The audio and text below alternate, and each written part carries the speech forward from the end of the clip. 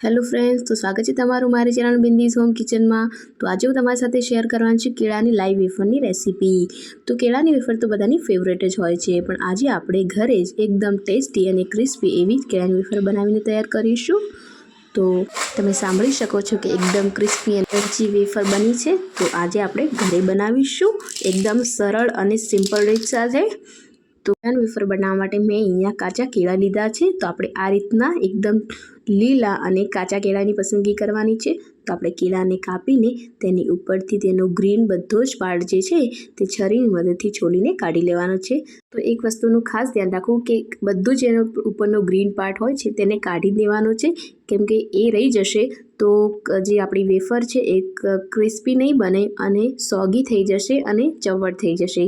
તેનો બધો જ ગ્રીન પાર્ટ કાઢીને આપણે તેને સરસ રીતે છોલી દેવાના છે। તમે જોઈ શકો છો મેં એકદમ સાફ અને વ્હાઈટ દેખાય ત્યાં સુધી છોલી કાઢ્યું છે। તો આ જ રીતે આપણે સરસ રીતે કેળાને છોલી લેવાના છે।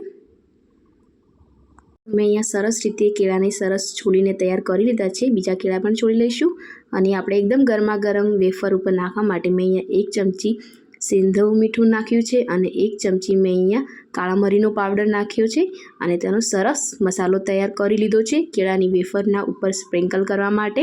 તો મસાલો તૈયાર થઈ ગયો। તો મેં અહીંયા ચિપ્સ પાડવા માટે મેં જે પટેટો ચિપ્સર આવે છે મેં એ જ લીધું છે, કેળાવાળું નહોતું મારી જોડે એ માટે।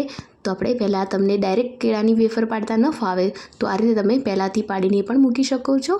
તમે જોઈ શકો છો તો મેં આ રીતની ચિપ્સ બનાવીને તૈયાર કરી છે। તમને આ રીતે ફાવે તો તમે આ રીતે પણ પાડી શકો છો। આપણે જેટલી વેફર પાડવાની હોય એટલા કેળા આપણે છોલીને રાખીશું। પહેલાંથી બધા કેળા નથી છોલી લેવાના, તે કાળા પડી જશે।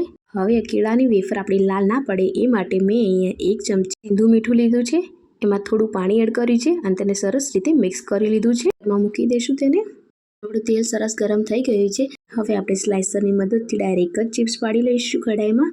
તો આ જ રીતે તમે જોઈ શકો છો આપણે આ જ રીતે તેમાં ચિપ્સ પાડવાની છે। તો તમારે પટેટો ચિપ્સવાળું મશીન છે મેં આ રીતે ઊભું રાખીને જ ચિપ્સ પાડી છે। જોડે કેળાનું જે મશીન હોય છે એ હોય તો તમારે આડું રાખીને પાડવાની છે। તો આ રીતે જેટલી કઢાઈમાં સમાય એટલી આપણી બધી ચિપ્સ પાડી નાખવાની છે।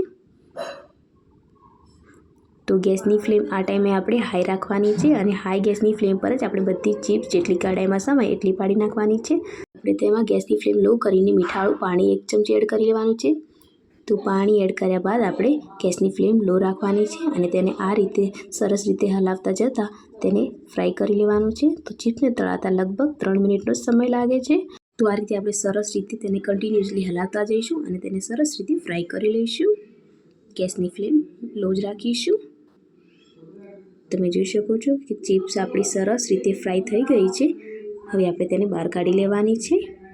તો આ જ રીતે આપણે બધી જ ચિપ્સ બહાર કાઢી લઈશું અને બધી જ ચિપ્સને તળી લેવાની છે।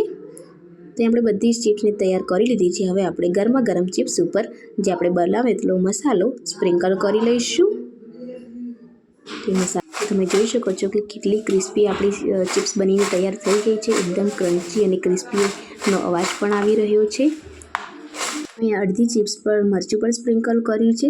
તમને મરચું ના ભાવતું હોય તો તમે સ્કીપ પણ કરી શકો છો।